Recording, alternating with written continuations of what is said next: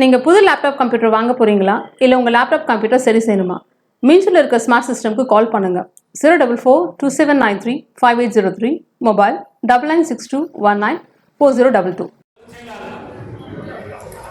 அனைவருக்கும் சுதந்திர தின நல்வாழ்த்துக்களை தெரிவித்துக் கொள்கிறேன். பொதுவாகவே மேடையில் நின்று பேசணும்னாலே ஒரு கலக்கம் வந்துடும்.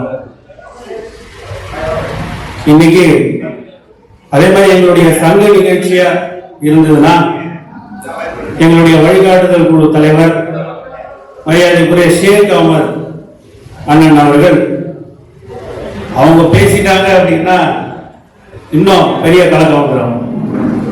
இன்னைக்கு பாருங்க, என்ன பேசலாம், எப்படி பேசலாம், எவ்வளவு நேரம் பேசலாம் அப்படின்னு யோசிக்கும் போது ஆய்வாளர், மதிப்புக்குரிய ஆய்வாளர் பக்கத்துல வந்து உட்கார்ந்துட்டாரு. ஒரு பயம்.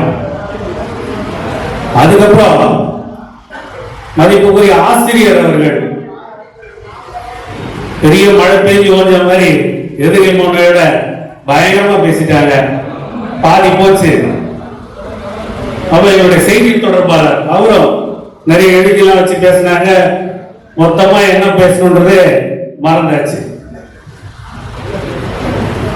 மீஞ்சூர் அனைத்து வியாபாரிகள் சங்கம், பொதுவாகவே வணிகர் சங்கம்னா வணிகர் பிரச்சனை சம்பந்தமான விஷயத்துக்கு மட்டும்தான் வருவாங்க அப்படின்றது ஒரு பொதுவான பார்வை. ஆனால் அப்படி இல்லை. பொதுமக்களுக்கு ஒரு பிரச்சனை என்றால், விவசாயிகளுக்கு ஒரு பிரச்சனை என்றால், நெசவாளர்களுக்கு ஒரு பிரச்சனை என்றால், ஸ்டெர்லைட் எதிர்ப்பு போராட்டம்னா அதிலும் களத்தில் இறங்கி போராடுவது, ஜல்லிக்கட்டு போராட்டம் என்றால் அதிலும் களத்தில் இறங்கி போராடுவது என்று எல்லாருடைய நலனுக்காகவும் போராடி வென்றவர் தான் எங்களுடைய நிறுவன தலைவர் சுதேசி நாயகன் ஐயா தா வெள்ளையன் அவர்கள். அதை நாங்க ஒவ்வொரு இடத்திலையும் நிரூபிக்கிறோம். இது கூட பாருங்க, மாணவ மாணவிகள் கல்வியிலே தேர்ச்சி பெற்றார்கள், நல்ல மார்க் எல்லாம் வாங்கியிருக்கீங்க. அதனால உங்களுக்கு இன்னைக்கு பரிசு. இந்த மாதிரி பொதுவான நிகழ்ச்சி என்னுடைய பள்ளிக்கூடத்திலேயே நடந்திருக்கு. அப்பெல்லாம் பாருங்க, கிரவுண்ட்ல உட்கார வச்சிருவாங்க, கீழே உட்கார வைப்பாங்க. வெளியில நிறைய சிறப்பு அழைப்பாளர்கள் வருவார்கள்.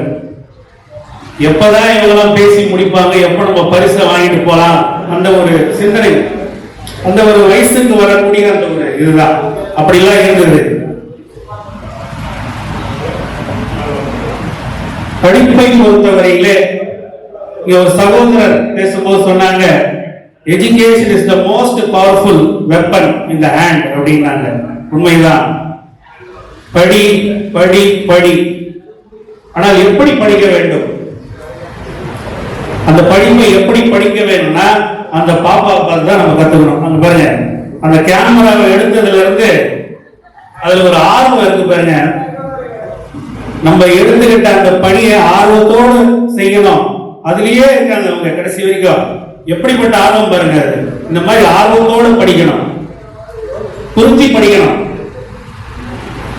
ஃபர்ஸ்ட் மார்க் செகண்ட் மார்க் எல்லாம் வாங்கியிருப்பீங்க. ஒரு சிலர் புரியாம கூட படிச்சு மக படிச்சு கூட வந்துருவாங்க. ஆனா எங்களை மாதிரி ஆவரேஜ் ஸ்டூடெண்ட்லாம் மரியாதைக்குரிய வழிகாட்டு குழு தலைவர் அவர்களுக்கு ஒரு வேண்டுகோள். அடுத்த முறை இவர்களை விட கொஞ்சம் குறைவா மதிப்பெண் வாங்கியிருந்தா கூட அவர்களையும் இங்கே வர வைத்து ஒரு சின்ன ஆறுதல் பரிசு கொடுத்தா அடுத்த முறை நிச்சயமாக அவர்கள் அதிகமாக மதிப்பெண் வாங்குவார்கள். உண்மைதானே? சரி, இப்ப பாருங்க, இன்னைக்கு சுதந்திர தின நாள். இது ஒரு சாதாரண நாளா இனி நம்ம கடந்து போகவே முடியாது.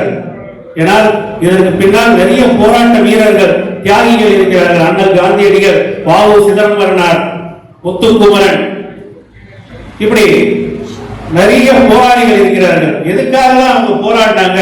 அவங்களுக்காக போராடினாங்களா? பாரதியார் எழுச்சி மிக பாடல்களை பாடி போராட்டத்திற்காக உதவினார், சுதந்திரத்திற்காக உதவினார்கள்.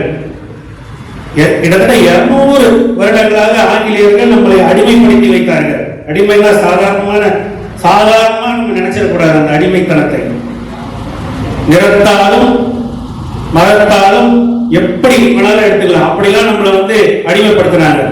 அந்த பிரிட்டிஷ்காரங்க. பிரிட்டிஷ்ன்றது அந்த காலத்துல ஒரு சின்ன ஒரு தீவு தான். ஆனால் அவர்கள் எப்படி இந்தியா போன்ற ஒரு பெரிய நாட்டை எப்படி கைப்பற்றினார்கள்? வர்த்தக ரீதியாக உள்ளே நுழைந்தார்கள். ஆனால் எப்படி கைப்பற்றினார்கள்? ஜாதியை எடுத்துக்கொண்டார்கள், மதத்தை எடுத்துக்கொண்டார்கள். டிவைட் அண்ட் ரூல், பிரித்து ஆள வேண்டும் என்று முடிவு செய்தார்கள். ஜாதி மதம், ஜாதியை தூண்டினார்கள், மதத்தையும் தூண்டினார்கள், பிரிவினையை உண்டாக்கினார்கள். அதற்கு பின்புதான் இந்தியாவை அவர்கள் கைப்பற்றினார்கள். இதைதான் என்னுடைய தந்தை நிறுவன தலைவர் அவர்கள் ஒவ்வொரு கூட்டத்திலும் ஜாதி மதம் அரசியல் என்றுமே இருக்கக்கூடாது என்று சொன்னார்கள். எனக்கும் 2 கை 2 கால், அவங்க எல்லாருக்கும் மனிதன் தான் அடையாளம். இந்தியனாக இருக்க வேண்டும், அதுதான் நம்முடைய அடையாளம். ஜாதி மத அரசியல்லாம் அடுத்ததுதான், அப்பாற்பட்டதுதான். இதெல்லாம் உணர்ந்துதான் என்னுடைய தலைவர் வந்து எங்களுக்கு எல்லாம் பாடம் நடத்தி இருக்கிறார்கள். ஆக பள்ளி மாணவ மாணவிகள் பொறுப்போடு இருந்து கொள்ள வேண்டும், கவனமாக இருக்கும். இந்த காலத்திலே மிகவும் கவனமாகவும் இருக்க வேண்டும், எச்சரிக்கையாகவும் இருக்க வேண்டும். நம்மை சுற்றி தூய்மையாக இருக்க வேண்டும். இப்படிலாம் பொது நோக்கத்தோடு நீங்கள் செயல்பட வேண்டும். அதுக்கப்புறம் உயர்ந்த பதவி, நீங்க ஐஏஎஸ் அதிகாரி ஆகலாம், இன்ஜினியர் ஆகலாம். என்னுடைய மகன்கள் வந்து நீங்க என்னவா ஆகணும்னு கேட்டா, நான் ஆர்டிபிஷியல் இன்டெலிஜென்ஸ் ஆக போறேன்னு சொல்றாங்க. இப்ப ஆசிரியர் சொன்னார் பாருங்க, ஒரு வயசுல இன்ஜினியர், அடுத்தது என்ன ஆகுதுன்னே தெரியாது, ஆனால் ஆர்டிபிஷியல் இன்டெலிஜென்ஸ் ஆகணும் அப்படின்னு சொல்றாங்க. அப்படி என்றால் அதற்கு காரணம் தகவல் பரிமாற்றம். இப்ப இருக்கிற குழந்தைகள் படிப்பு அறிவு என்பது விட இன்னும் எவ்வளவோ புதுசாக கற்றுக்கொள்ள வேண்டும் என்கின்ற அந்த ஆர்வம் இருக்கிறது, அந்த பாப்பா மாதிரி. அப்படி இருக்கும் பொழுது அதை சரியாக பயன்படுத்திக் கொள்ள வேண்டும். அதற்கு பெற்றோர்கள் நிச்சயமாக உதவியாக இருப்பார்கள். உங்களுக்கு பெற்றோர்கள் உதவியாக இருந்தால்தான் நீங்கள் வந்து பரிசு பதவி எல்லாம் பெற முடியும். உதாரணத்துக்கு என்னுடைய வீட்டில் பாத்தீங்கன்னா, என்னுடைய தந்தையுடைய தொழில் பாத்தீங்கன்னா பழைய பேப்பர் விறகு கடை. இதுதான் ஆரம்பத்துல. எங்க வீட்டுல மொத்தம் 5 பேர். எப்பயுமே ஃபீஸ் கட்ட முடியாம ஸ்கூல் வெளியே தான் நிற்போம். ஆனாலும் என்னுடைய தந்தையவர்கள் எப்படியாவது முயற்சி பண்ணி எங்கேயாவது பணத்தை திரட்டி கொண்டு வந்து ஆமா கிளாஸ்க்குள்ள வந்து அனுப்பிடுவாங்க. அப்படிலாம் கஷ்டப்பட்டு எல்லாரையுமே போஸ்ட் கிராஜுவேட் படிக்க வச்சாங்க. நான் மாஸ்டர் ஆஃப் பிசினஸ் அட்மினிஸ்ட்ரேஷன் படிச்சு சிங்கப்பூர்ல ஒரு 5 இயர்ஸ் ஒர்க் பண்ணிட்டு, அதுக்கப்புறம் சூழ்நிலை காலத்தின் கட்டாயம் பொதுச் செயலாளர் என்கின்ற பணியை சுமக்கக்கூடிய ஒரு சந்தர்ப்பத்திலே இங்கே இவர்களோடு பயணம் செய்து கொண்டிருக்கிறேன். இருந்தாலும் விதை போட்டவர் என்னுடைய தந்தை அவர்கள். முதலிலே நான் ஒரு சங்கத்திலே ஒரு பேச்சு போட்டியில கலந்து கொள்கிறேன். அச்சமில்லை என்பதில்லையே, உச்சி மீது வான் எடுத்து வீழுகின்ற போதிலும் அச்சமில்லை. எனக்கு வந்து இதை வந்து ரொம்ப நேரம் ட்ரைனிங் கொடுக்குறாங்க என்னுடைய அப்பா.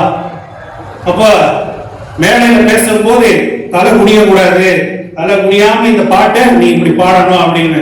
மேடை போகும்போது இந்த மாதிரி பிளாஷ் லைட்ல அடிச்ச தலை குனிஞ்சிச்சு. 2வது இடத்துக்கு நான் மிகவும் வருத்தப்பட்டேன். அப்பா என்ன மன்னிச்சிருங்க, நீங்க ரொம்ப கஷ்டப்பட்டு சொல்லி கொடுத்தீங்க. என்னால வந்து அந்த மேடையில் ஏறின உடனே என்னையே அறியாம என்னுடைய தலை வந்து குனிந்து விட்டது. என்னுடைய தந்தை அவர்கள் அதை பற்றி கவலைப்படாதே, இது நீ எடுத்துக்கொண்டிருக்கிற முதல் முயற்சி, நிச்சயமாக அடுத்த முறை நீ வெற்றி பெறுவாய் என்று சொன்னார்கள். அந்த தன்னம்பிக்கை, ஆங்கிலத்திலே ஒரு சொல்வார்கள், where there is a will there is a way. ஒரு கடினமான பாதை இருந்தால், உங்களிடம் தன்னம்பிக்கை இருந்தால் நிச்சயமாக எவ்வளவு பெரிய தடைக்கல்லாக இருந்தாலும் அதை உடைத்து விடலாம். ஆக தன்னம்பிக்கையை நீங்கள் வளர்த்துக் கொள்ள வேண்டும். அதே மாதிரி படிக்கிறோம், உயர்ந்த பதவியை அடைகிறோம், அதுக்கப்புறம் இந்த நாட்டுக்கு என்ன செய்ய போறோம், அப்படின்றதை நீங்க யோசிக்கணும் இந்த நேரத்துல. அதற்கு என்னுடைய தந்தை அவர்கள் காட்டிய வழி, எங்களுடைய நிறுவன தலைவர் அவர்கள் காட்டிய வழி சுதேசி என்கின்ற ஒரு வழி இருக்கிறது. ஆனால் காந்தியடி அவர்கள் வெள்ளையர்களை விரட்ட வேண்டும் என்பதற்காக பீரங்கி துப்பாக்கியெல்லாம் ஏந்தி போராட்டம் நடத்தவில்லை. சுதேசி என்கின்ற ஆயுதத்தை கையில் எடுத்தார். சுதேசினா என்ன? நம்ம நாட்டில் தயாரிக்கப்படுகின்ற பொருள். நம்ம நாட்டில் தயாரிக்கப்படுகின்ற பொருளை நாம் பயன்படுத்த வேண்டும். தொடர்ந்து பயன்படுத்தினால் அந்நிய நாட்டு ஃபாரின் எம்என்சி கம்பெனிஸ் அவர்களாகவே அவர்களுக்கு லாபம் இல்லாமல் வெளியேறி விடுவார்கள் என்று நினைத்து அந்த மிகப்பெரிய ஆயுதத்தின் கையில் இருந்து சுதேசி வழியை கடைபிடித்தார்கள் அண்ணல் காந்தியடி. அதனால்தான் வெள்ளையர்கள் நம் நாட்டை விட்டு வெளியே சென்று விட்டார். 1947ஆம் ஆண்டு நாம் முழு சுதந்திரத்தை அடைந்தோம். அதே வழியை தான் எங்களுடைய நிறுவன தலைவர் அவர்கள், நீங்கெல்லாம் உங்களுக்கு எல்லாருக்குமே தெரியுமான்னு எனக்கு தெரியல, என்னுடைய தந்தை அவர்கள் தான் பயன்படுத்தக்கூடிய ஒவ்வொரு பொருளும் இந்திய நாட்டு தயாரிப்பா என்பதை, இந்த மேடையில் ஒரு மீட்டிங் நடக்குதுன்னா இந்த மேடையில் பிஸ்கட் வைப்பாங்க, தண்ணி இருப்பாங்க குடிக்கிறதுக்கு, அக்வாஃபினா பாட்டில் வச்சா அதை தொட மாட்டாங்க. அதே மாதிரி பிரிட்டானியா கம்பெனி பிஸ்கெட் வச்சா அதையும் தொட மாட்டாங்க. பார்லே பிஸ்கெட் இருக்கா அப்படின்னு கேட்டு வரோம். இப்படிப்பட்ட ஒரு மனிதர் எங்கேயாவது நம்ம பார்த்திருப்போமா இந்த காலத்துல? ஆக இவர்கள் எல்லாம் நமக்கு சுதந்திரம், வணிகர்களுக்காக இவர் சுதந்திரம் பெற்றுக் கொடுத்தார், அவர்கள் நாட்டுக்காக சுதந்திரம் பெற்றுக் கொடுத்தார்கள். ஆக அந்த சுதந்திர உணர்வோடு நீங்களும் படித்து முன்னேற வேண்டும், வாழ்வில் வெற்றி பெற வேண்டும் என்று உங்கள் அனைவரையும் நான் மனதார வாழ்த்துகிறேன். நன்றி, வணக்கம்.